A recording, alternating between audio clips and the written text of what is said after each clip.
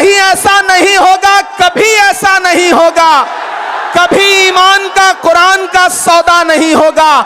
हमें तुम कत्ल कर दो शौक से मंजूर है, लेकिन शरीयत के किसी मुद्दे पे समझौता नहीं होगा।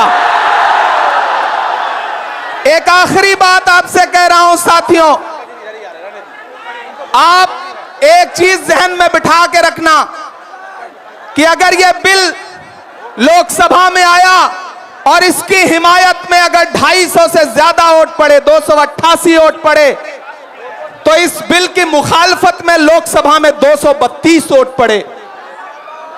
लोकसभा में मुसलमान सांसद सिर्फ 24 हैं, तो 200 से ज्यादा इस देश के हिंदू भाई, दलित भाई, सिख भाई, ईसाई भाई जो मेंबर ऑफ पार्लियामेंट हैं, वो लोकसभा में रात के 3:30 बजे तक इस बिल के खिलाफ वोट कर रहे थे और आपसे कह रहे थे कि हम आपके साथ खड़े हैं।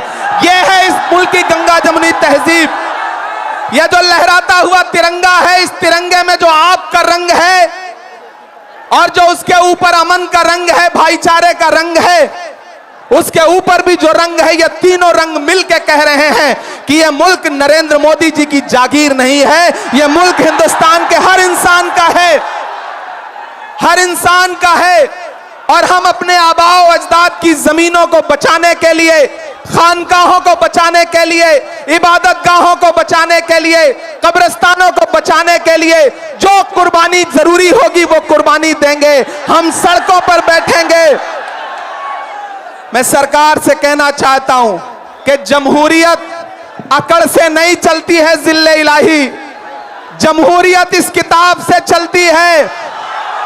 यह जो संविधान है जिसे डॉक्टर बाबा साहब अंबेडकर ने अपने खून पसीने से लिखा था, इस किताब से मुल्क चलेगा, किसी की अकड़ और जिद से नहीं चलेगा। नरेंद्र मोदी जी, आपको यह समझना पड़ेगा कि आप हमारी हिमायत में जो बिल लेके आए हैं, हमें पता है वो हमारी हिमायत नहीं बल्कि हमें बर्बादी का सामान लेकर के आए हैं। आपकी साजिश हम समझते हैं, आपकी मंशा हम समझते हैं और हम इस बिल के खिलाफ खड़े हैं। आज यहाँ पटना के ऐतिहासिक गांधी मैदान में बस इतना कह के जा रहा हूं, वक्त बहुत कम है, बोलने वाले बहुत ज्यादा हैं।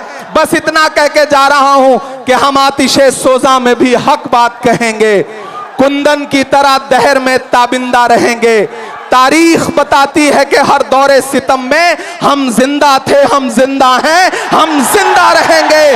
आवाज दो, आवाज दो, आवाज दो। इधर से सदाएं नहीं आई हैं अभी। आवाज दो, आवाज दो, आवाज दो। अरे इंकलाब जिंदाबाद,